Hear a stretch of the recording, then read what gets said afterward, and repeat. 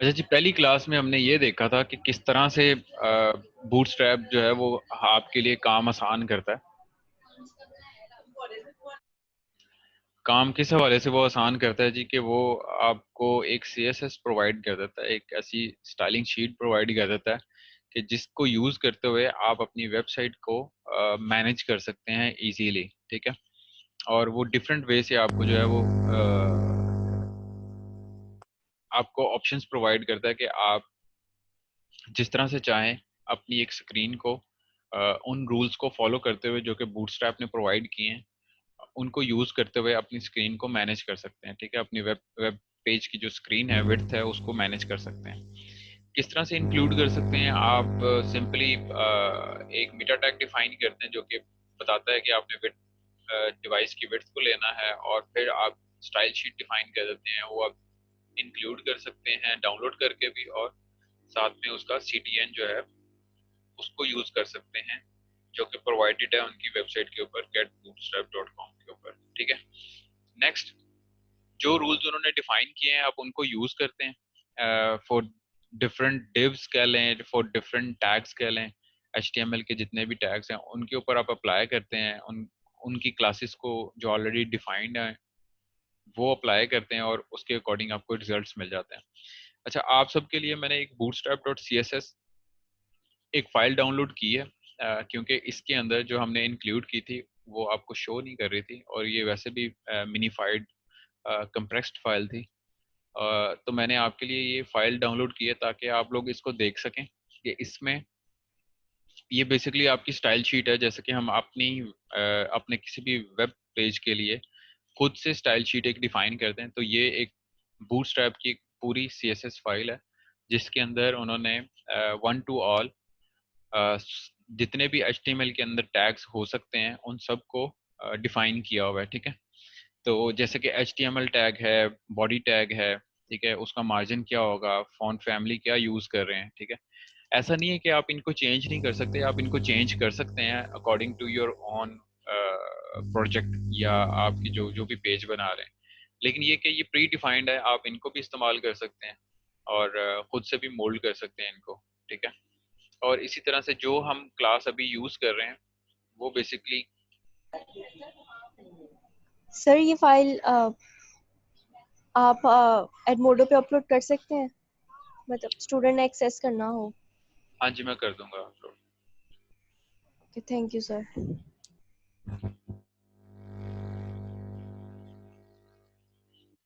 अभी जो हमने पहली क्लास के अंदर यूज किया है इसके टैग को, वो बेसिकली ये क्लास हम यूज कर रहे थे।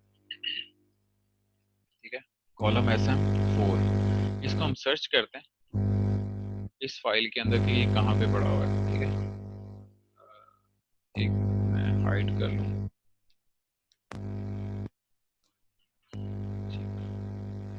अच्छा जी,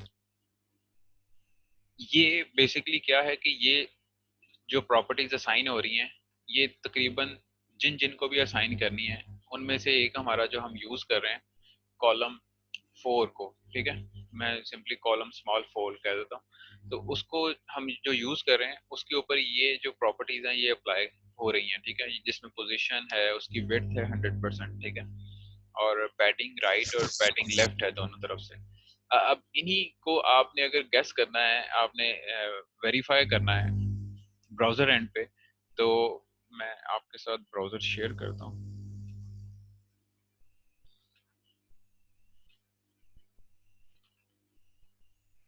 हम किसी भी एक एसएम टैग को चूज कर लेते हैं, एक हमारी जो डिव है उसको चूज कर लेते हैं और उसकी प्रॉपर्टीज को देख लेते हैं। ठीक है। तो आप इसमें देखें कि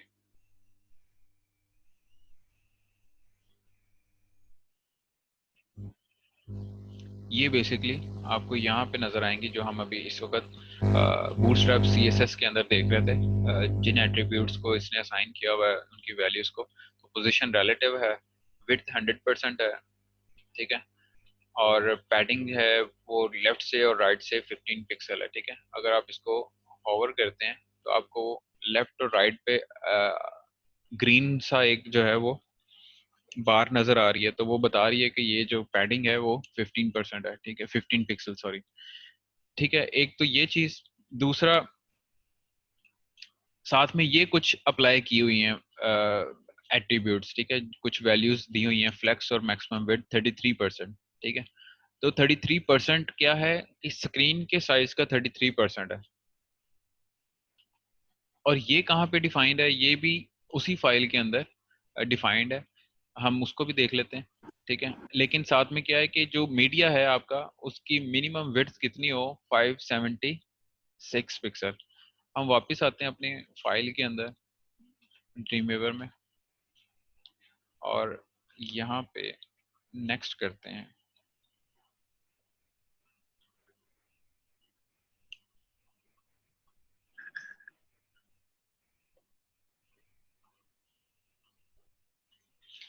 अच्छा जी, नेक्स्ट करते हैं। तो ये देखें कि आपके पास इस वक्त ये लोकेशन है जिसके अंदर उसने विड्थ को डिफाइन किया हुआ है, ठीक है, 33%।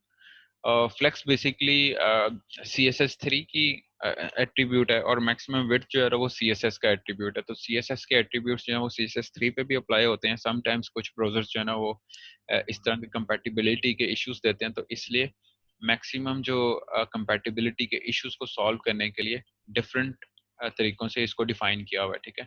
लेकिन डेफिनेशन क्या है कि इसकी जो मैक्सिमम विड्थ होगी कॉलम 4 की, वो 33% होगी। इसी तरह आपके पास जितने भी डिफरेंट कॉलम्स हैं, अगर उसको 1 कहा जाए तो वो क्या होगा, 1/12 होगा। तो 1/12 को डिवाइड करके देखें तो वो 8.33 आएगा, ठीक है आंसर। आप अपने कैलकुलेटर पे करके भी देख सकते हैं।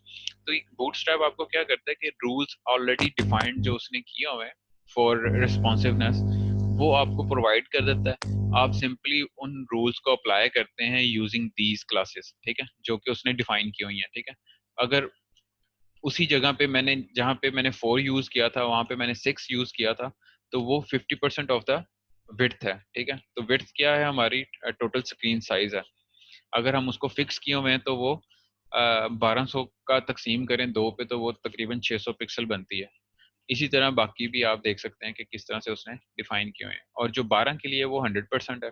तो इसी तरह आप डिवाइड कर सकते हैं अपनी स्क्रीन को अकॉर्डिंगली। ये है बेसिकली समझने की बात कि जो हम स्क्रीन को डिवाइड करते हैं, ठीक है। दूसरा, वापस ब्राउजर के अंदर आता हूं मैं।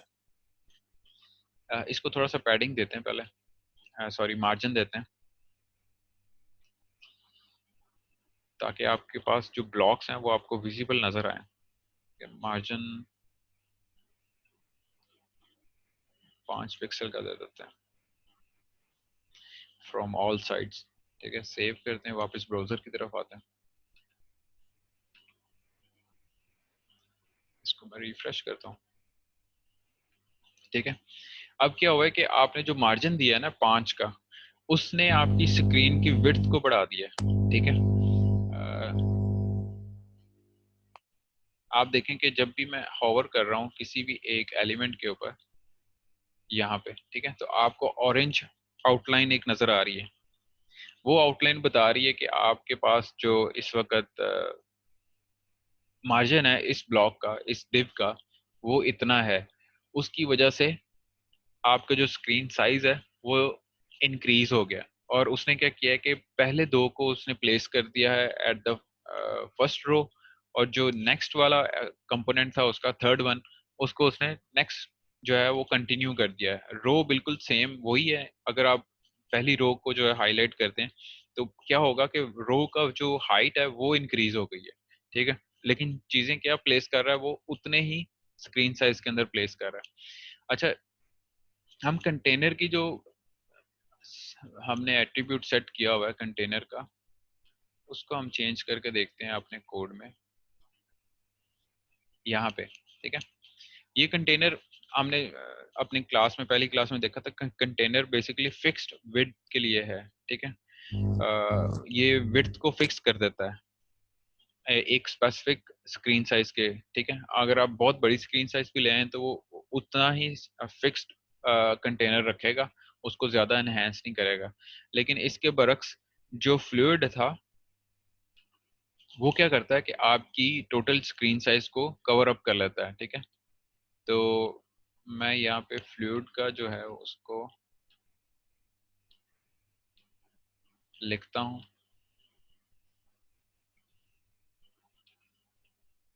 कंटेनर डैश फ्लूइड, इसको सेव कर लेते हैं। ठीक है, मेरे स्पेलिंग्स। इसका इफेक्ट देखते हैं कि ब्राउजर एंड पे क्या आता है।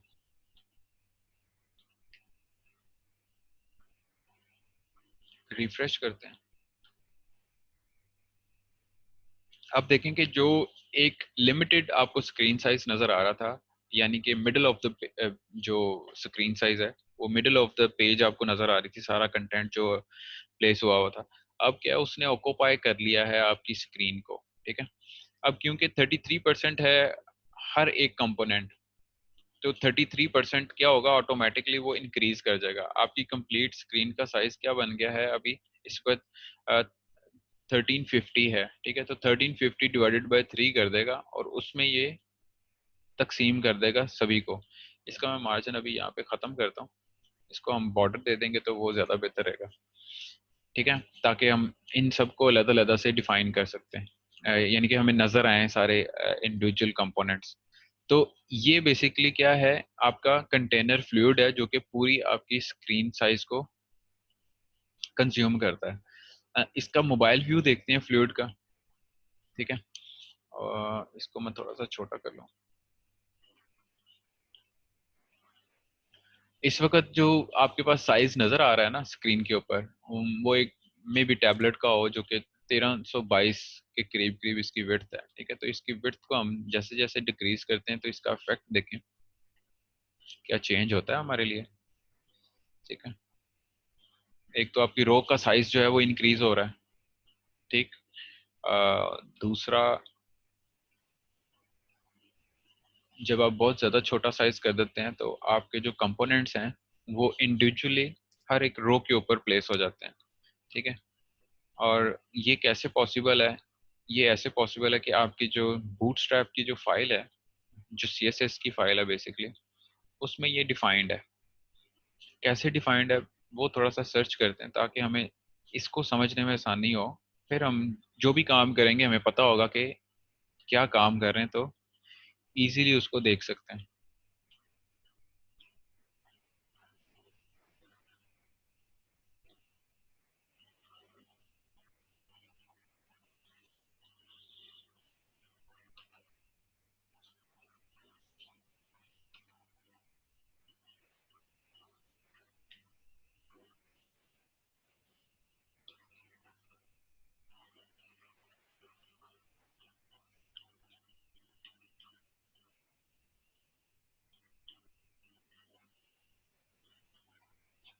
अच्छा जी, इस वक्त इसका स्क्रीन साइज क्या है, विड्थ क्या है, 340 है, ठीक है। ये आपने याद रखना है। हम वापस चलते हैं bootstrap.css के अंदर।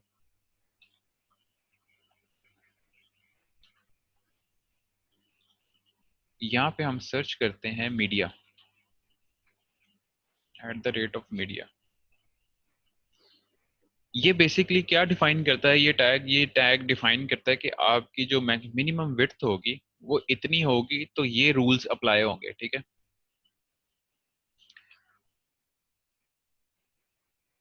और ये मीडियाज डिफरेंट डिफाइन होते हैं।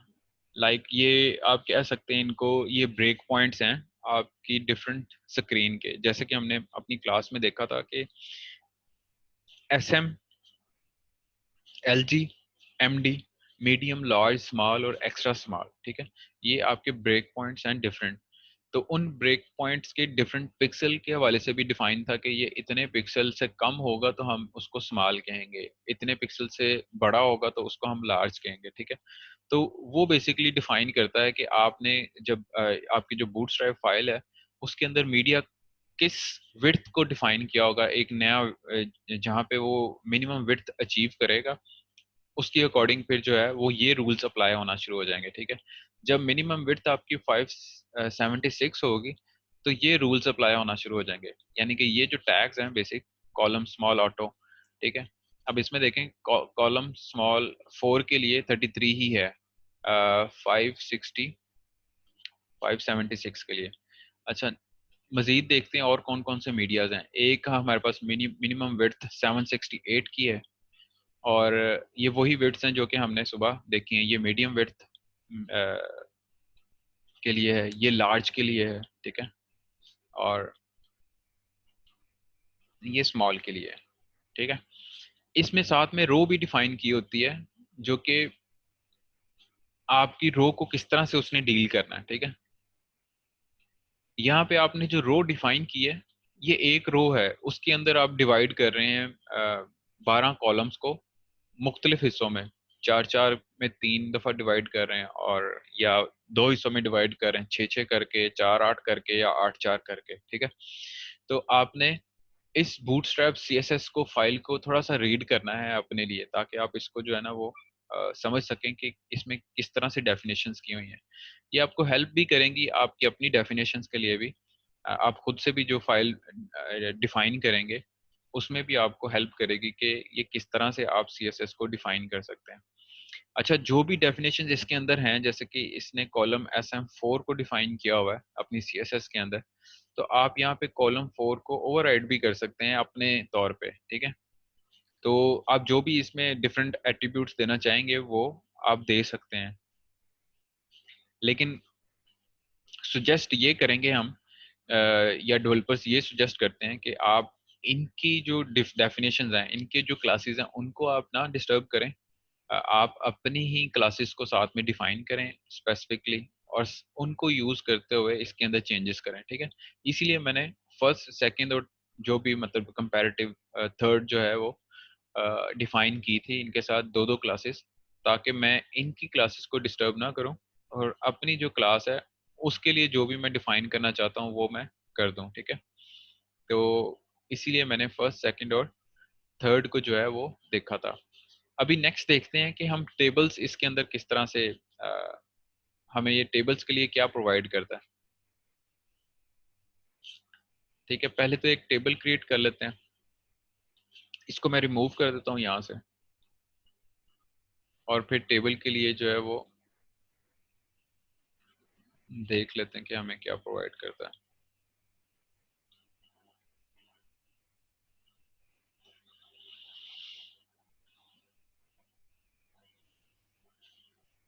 टेबल टैग यूज करते हैं। टेबल टैग के अंदर क्या होता है,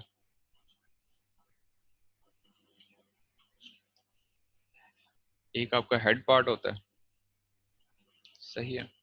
उसमें फिर आप TR यूज कर रहे होते हैं, टेबल का रो, और साथ में इस रो के अंदर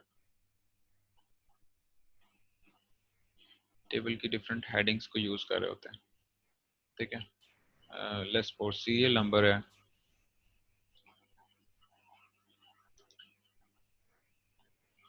साथ में आपने नाम लिखा हुआ है, स्टूडेंट नेम, और फिर आपने लिखा हुआ है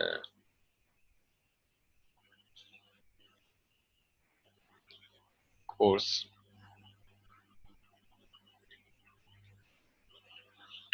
ये आपका टेबल की हेडिंग आ गई ऐसे, और साथ में आप डिफाइन करते हैं उसकी बॉडी,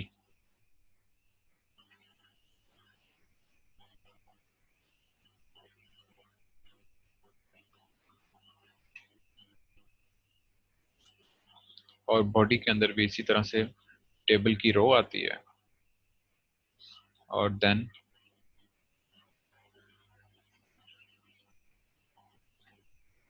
इसके अंदर TDs आते हैं जो कि टेबल का डाटा है। तो फर्स्ट TD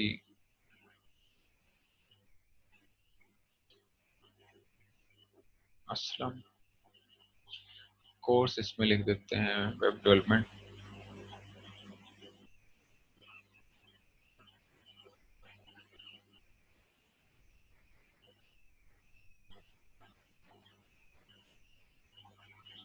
और इसी को कॉपी करते हैं और बाद में चेंज कर लेते हैं, या एज इट इज भी रहने देंगे तो हमारा मकसद पूरा हो जाएगा।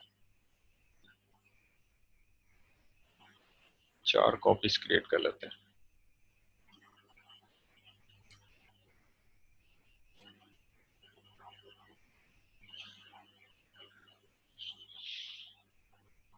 सीरियल नंबर चेंज कर लेते हैं 3 और 4, बाकी चीज़ें एज इट इज़ रहने देते हैं। नाम चेंज कर सकते हैं, हम डिफरेंट रख सकते हैं, ठीक है। अच्छा जी, एक तो जाके इसको सेव करते हैं पहले, और दूसरा ब्राउजर एंड पे देख लेते हैं कि क्या है।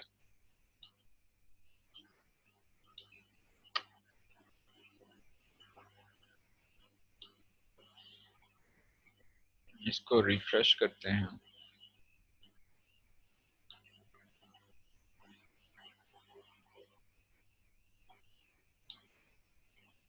ठीक है, आपके पास एक टेबल क्रिएटेड है और उस टेबल की डिफरेंट एंट्रीज भी आपके पास विजिबल है। सही है। अब हमें बूटस्ट्रैप क्या प्रोवाइड करता है? एक तो ये कि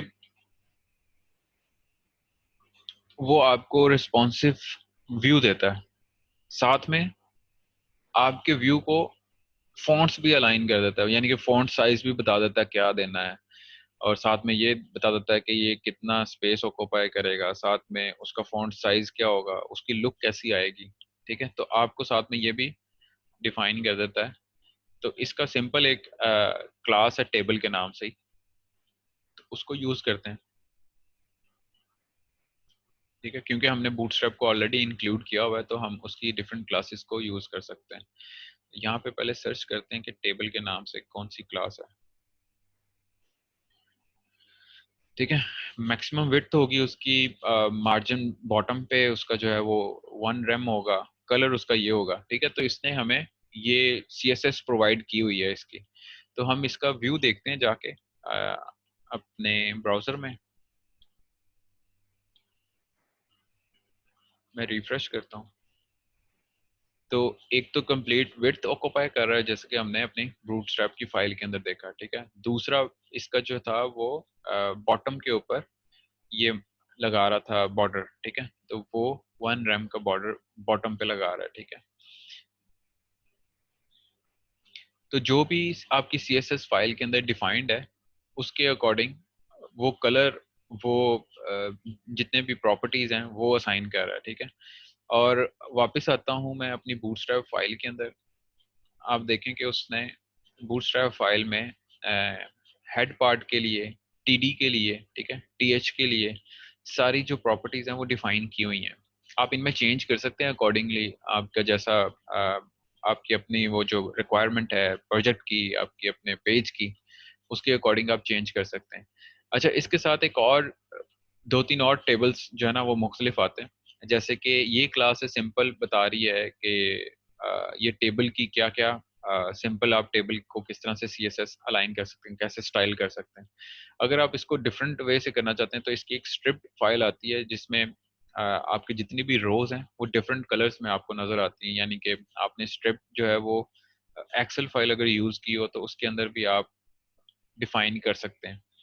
तो इसमें टेबल डैश स्क्रिप्ट के नाम से, STRIPED, ठीक है। और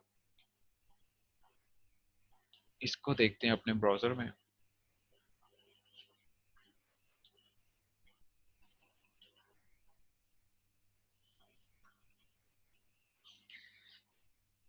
इसको मैं रिफ्रेश करता हूँ।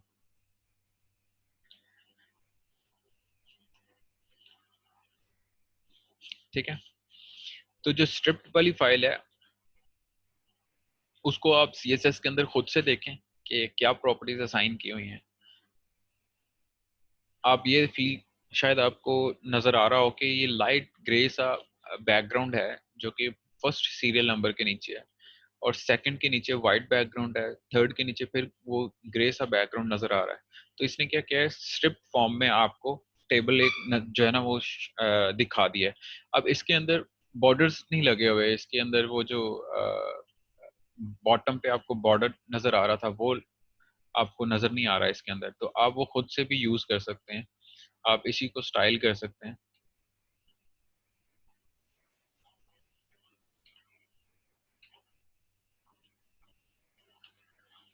यहाँ पे आप डिफाइन कर सकते हैं, इसी क्लास को यूज करते हुए टेबल स्ट्रिप को ओवरराइड कर सकते हैं।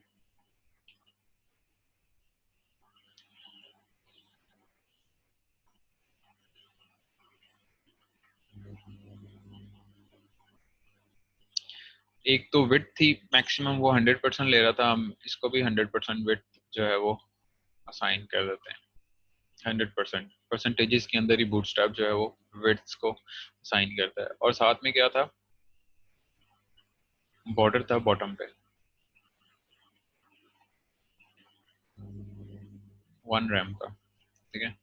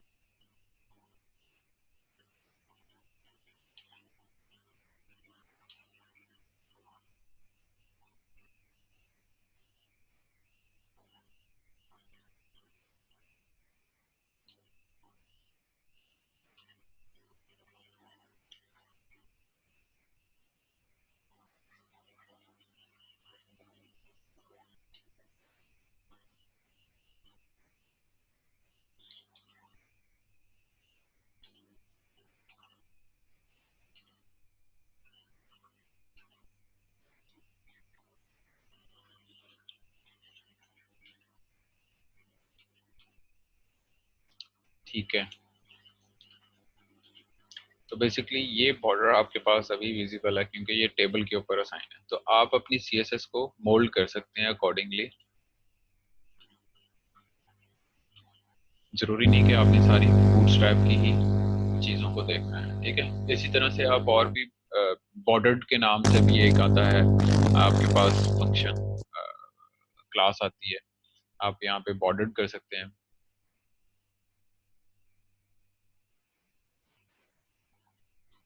ठीक है। उसमें क्या सीएसएस अप्लाई है, आपको बॉर्डर्स उसने क्रिएट कर दिए, ठीक है। तो डिफरेंट क्लासेस हैं सीएसएस की, आप सीएस बूट गेट बूटस्ट्रैप को एक्सप्लोर करें वेबसाइट को, यहाँ पे ये डिफाइंड है, ठीक है। और यहाँ पे डिफरेंट लेआउट्स को देखें, इसको जितना आप इसकी डॉक्यूमेंटेशन को एक्सप्लोर करेंगे आपको डिफरेंट चीज़ों का पता भी चलता जाएगा, ठीक है। ये डिफरेंट स्क्रीन साइजेस उसने बताए हुए हैं, स्मॉल के लिए, मीडियम के लिए, लार्ज के लिए, एक्स्ट्रा लार्ज के लिए। ये बेसिकली जो डॉक्यूमेंटेशन है ये 4.5 बूटस्ट्रैप के लिए है, ठीक है। तो यहाँ से आप उसका वर्जन भी चेंज कर सकते हैं, आप किसकी डॉक्यूमेंटेशन देखना चाहते हैं, थर्ड की, सेकंड की, ठीक है। तो आप लेटेस्ट को कंसीडर कर सकते हैं, लेकिन प्रेफरेबल जो है ना 3.4 है, इसको आप यूज़ करें। इसमें ये जो स्टेबल आपके पास बूटस्ट्रैप है जो कि मिच्योर हो चुका है, उसकी सारे फीचर्स, उसके सारे डॉक्यूमेंटेशन आपको नजर आ जाएंगे, ठीक है। बाकी आप 4 को भी यूज़ कर सकते हैं क्योंकि वो लेटेस्ट है। अच्छा, आगे चलते हैं हम, नेक्स्ट देखते हैं इमेजेस के साथ बूटस्ट्रैप जो है वो क्या फीचर्स प्रोवाइड करता है, कौन सी सीएसएस जो है वो प्रोवाइड करता है।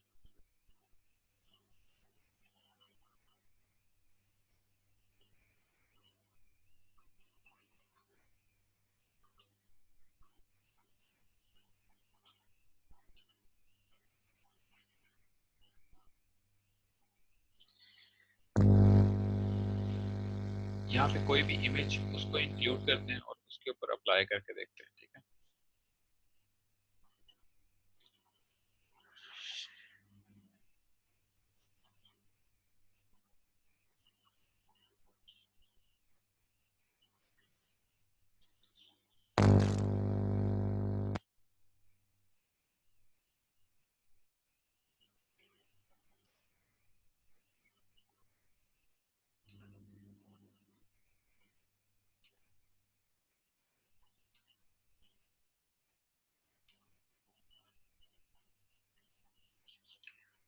अच्छा, सबसे इम्पोर्टेंट है, ये आपका बेसिक रिक्वायरमेंट इमेज को डिस्प्ले करने के लिए पूरी हो जाती है, ठीक है। लेकिन साथ में अपने ने एक आदत बनाए कि एक ऑल्ट एट्रीब्यूट होता है इसका, उसको जरूर डिफाइन करें, ठीक है। ALT, ये बेसिकली आपको हेल्प आउट करेगा आपके एसईओ के अंदर भी, और जहाँ पे आपकी इमेज कहीं प्रॉब्लम कर रही है वहाँ पे आपको ये टेक्स्ट नजर आ जाएगा। तो सबसे ज्यादा इम्पोर्टेंट आपको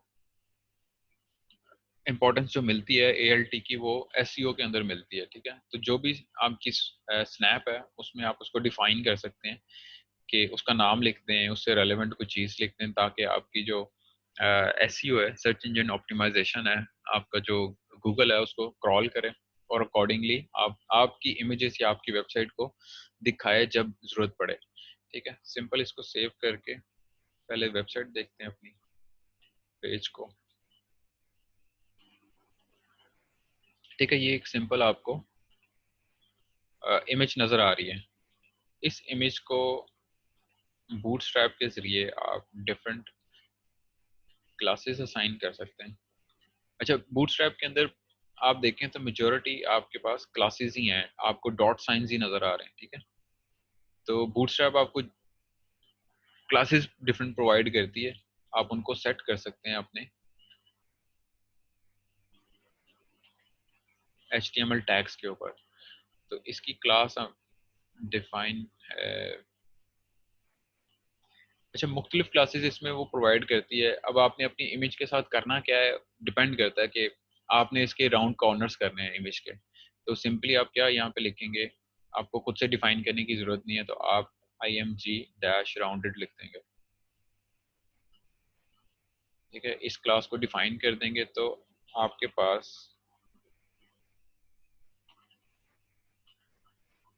ब्राउज़र पे रिफ्रेश करें,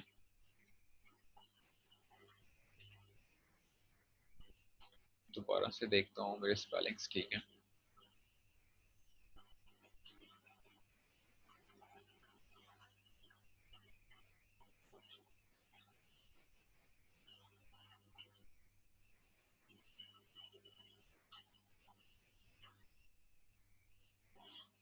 इमेज राउंडेड,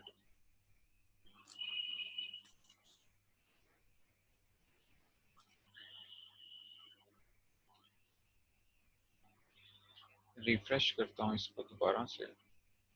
मैंने सिंपली स्पेलिंग्स को देखा है दोबारा, और इसको इंस्पेक्ट कर लेते हैं, और साथ में बूटस्ट्रैप की जो फाइल है उसके अंदर इमेज राउंडेड की अगर कोई क्लास डिफाइन है तो वो भी देख लेते हैं।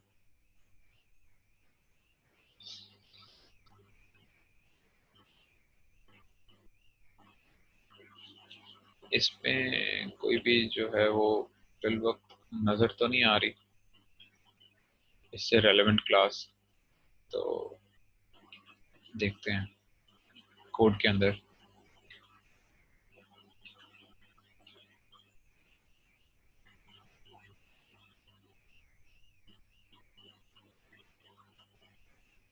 ठीक है।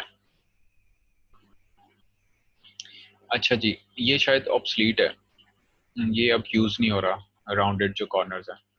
इसके साथ एक सर्कल की क्लास होती है, वो भी पहले सर्च करते हैं यूज़ कर रहे हैं कि नहीं। सर्कल,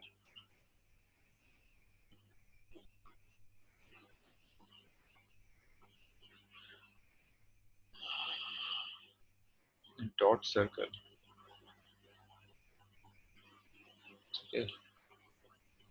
डॉट सर्कल की क्लास भी जो है वो नहीं है, तो हम इसकी डॉक्यूमेंटेशन देखते हैं। डॉक्यूमेंटेशन से हमें इमेजेस से रिलेटेड जो चीज़ें हैं वो पता चल जाएंगी कि वो क्या यूज़ कर रहे हैं, ठीक है। आप इसको अपने ऑन पे भी चेक कर सकते हैं। तो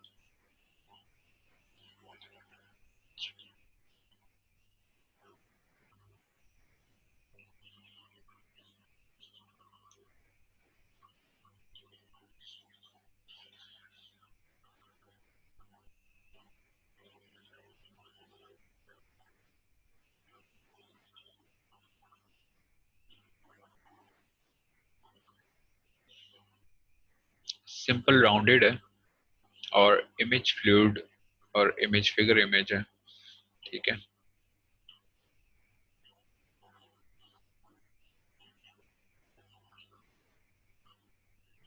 सर हम लोग पिक्चर को बॉर्डर रेडियस दे के भी तो राउंड कर सकते हैं। फिर उसका मकसद क्या है बूटस्ट्रैप का? मैं वही तो बता रहा हूँ कि बूटस्ट्रैप आपको ये CSS भी प्रोवाइड करता है। सिंपली आप बूटस्ट्रैप को अगर ओके। यूज करना चाहते हैं तो आप उसकी CSS को भी इन्वॉल्व कर सकते हैं, ठीक है। वो आपकी मर्जी है, आप ओवरराइड कर सकते हैं, आपकी अपनी रिक्वायरमेंट है कि आपके बूटस्ट्रैप के अंदर वो चीज़ डिफाइन है, लेकिन आप वो यूज़ नहीं करना चाहते हैं, तो आप अपने तौर पे, या ऐसा हो सकता है कि जो इसने राउंड कॉर्नर्स किए होंगे बॉर्डर रेडियस के यूज़ करते हुए, वो ज़्यादा राउंडेड हैं, आप कम राउंडेड चाह रहे हैं, तो आप उसके अकॉर्डिंग चेंज कर लेंगे, ठीक है। तो आप ओवरराइड कर सकते हैं। हम वापस आते हैं कोड में, क्योंकि ये तो मैं ऑलरेडी आपको बता चुका हूँ कि आप ओवरराइड कर सकते हैं, लेकिन बूटस्ट्रैप को यूज़ करने का मकसद ये भी है कि हम उसकी प्री डिफाइंड जो CSS उसने हमें प्रोवाइड की है, हम उसको भी यूज़ कर लें।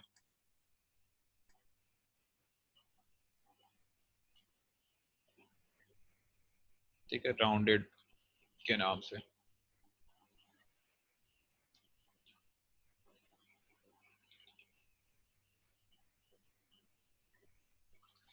राउंडेड है, साथ में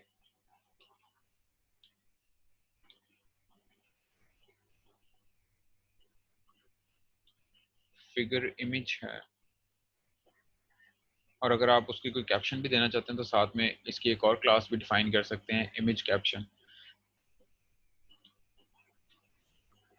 तो ये सारी फैसिलिटीज आपको क्या बूटस्ट्रैप प्रोवाइड करता है, ठीक है, तो आप यूज कर सकते हैं उनको।